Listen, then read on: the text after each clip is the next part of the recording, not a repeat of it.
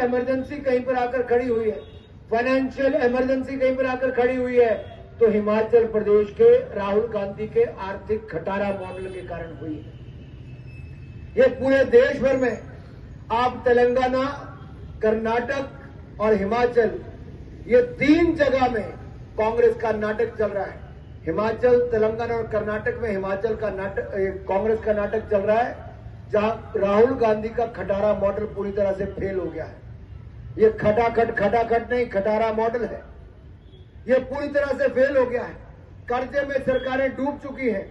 इसलिए साथियों, मैं आप सबसे निवेदन करने आया हूं, जहां जहां जनता के बीच में बैठोगे, दुकानों पे बैठो, चाहे रेस्टोरेंट में बैठो, दफ्तरों में बैठो, शादी ब्याह में बैठो, सोशल मीडिया में चर्चा करो, सारी जनता को जागरूक करो कि हिमाचल को कर्जा कर दिया, कर्जा में डुबो दिया है, आर्थिक आपातकाल लगा दिया है। और यही नहीं, ये दिशाहीन, असंवेदनशील सरकार और निकम्मी सरकार के कारण आज हिमाचल जग हिसाई का पात्र बना है। हम सबको इस भ्रष्ट और निकम्मी सरकार से मुक्ति दिलानी है। आप सब जुड़े, मैं आप सबका बहुत बहुत आभार प्रकट करता हूं और आशा करता हूं इस आंदोलन में आप और तीव्रता लाएंगे और गति लाएंगे। और आक्रोश जो जनता का है वो हम कार्यकर्ता को ही सड़क पे लाना होगा। आप सब आए। मैं भारतीय जनता पार्टी ने जन जन की जुबान पर अगर एक ही बात आती है कि सबसे भ्रष्ट, निकम्मी सरकार अगर कोई हिमाचल के पिछले 7 दशकों में आई होगी तो ये सरकार इतनी निकम्मी सरकार आई है। लेकिन इस सरकार पर बयान देने से पहले मैं कुछ बातें, अगर भारतीय जनता पार्टी ने क्या दिया है, क्योंकि कोसने का हक तो हमें तब है जब हम एक बार जनता को यह भी याद करवाएं कि भाजपा ने क्या दिया और कांग्रेस ने क्या छीना है।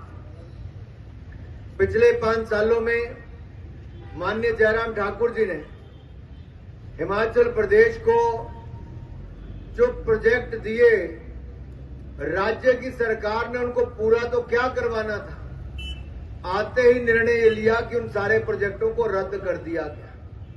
दिया तो कुछ नहीं, लेकिन रद्द करने का काम किया। इसी तरह से जो मेरी बहनें 1500 रुपए की मांग लेकर यहां पर बैठी हैं, ये 1500 रुपए 23 लाख बहनों को देना तो क्या था, उल्टा जो मिलता था 1150 रुपए ये भारतीय जनता पार्टी की सरकार देती रही। वो 2,37,000 बहनों को 1150 रुपए हमारी सरकार देती रही। इन्होंने केवल उसी को बढ़ाकर 1500 रुपए किया। 23 लाख महिलाओं को जो देना था उनको नहीं दिया है। इसी तरह से ही हमारे किसानों को कहा था कि 2 रुपए किलो गोबर और 100 रुपए लीटर दूध खरीदेंगे, लेकिन वो भी किसी किसान से नहीं खरीदा गया। नौजवानों को कहा था 5 लाख सरकारी नौकरियां देंगे। 5 लाख तो छोड़ो, आज नौकरी तो दूर की बात, जो सरकारी नौकरी वाले हैं उनको तनख्वाह भी समय पर नहीं मिलती, पेंशन में भी देरी होती है। एक नई टेंशन इन्होंने खड़ी कर दी है। साथियों, नई नौकरियां तो दूर, जो कोविड के समय डॉक्टर लगे थे उनको भी बाहर का रास्ता दिखा दिया।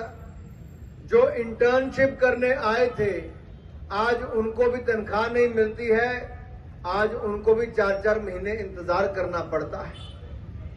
कोई ऐसा क्षेत्र नहीं जहां पर इस राज्य की सरकार ने हिमाचल की बदनामी करने में कोई कसर ना छोड़ी। पूरे देश भर में फजीयत हिमाचल के कारण हो रही, हिमाचल की सरकार के कारण हो रही। और एक कांग्रेस की सरकार के कारनामे इतने काले हैं कि पूरे हिमाचल के नाम पर कालक फेरने का काम कर रहे हैं। आप कल्पना कीजिए, जग हिसाई हिमाचल बन गया है। कभी किसी ने सोचा नहीं था कि राशन के दाम तो बढ़ा दिए, बिजली पर भी सरचार्ज लगा दिया, सेस लगा दिया, दूध का सेस, पर्यावरण का सेस लगा दिया, इंडस्ट्री वालों के दाम बढ़ा दिए, पानी पर सरचार्ज लगा दिया। अरे बिजली पर भी, पानी पर भी, राशन पर भी आपने दाम बढ़ा दिए। पेट्रोल डीजल पर भी आपने वैट बढ़ा दिया, एक नहीं दो बार बढ़ा दिया। जनता की जेब से पैसा निकालने का काम किया, जनता पर बोझ बनाया। अगर खाने पीने पर तो दाम बढ़ा दिए, अगर निकालने जाओ तो टॉयलेट टैक्स भी लगाने का काम कर दिया। फजीयत जब पूरे देश भर में हुई, हरियाणा के चुनाव में प्रियंका गांधी राहुल गांधी को आपको कहकर वो टैक्स वापस लेना पड़ा। और यही नहीं, महाराष्ट्र के चुनाव में भी हिमाचल की सरकार के कारण और हरियाणा में भी, इन दोनों राज्यों में जहां एक और भारतीय जनता पार्टी की सरकार के अपने काम के कारण वोट मिला, वहीं राहुल गांधी जी के खटाखट के मॉडल को खटारा मॉडल घोषित कर दिया गया। और वहां के राज्यों ने भी कहा कि हिमाचल की जनता तो ठगी गई, अब हरियाणा और महाराष्ट्र नहीं ठगा जाएगा, और वहां पर कमल का फूल खिला है।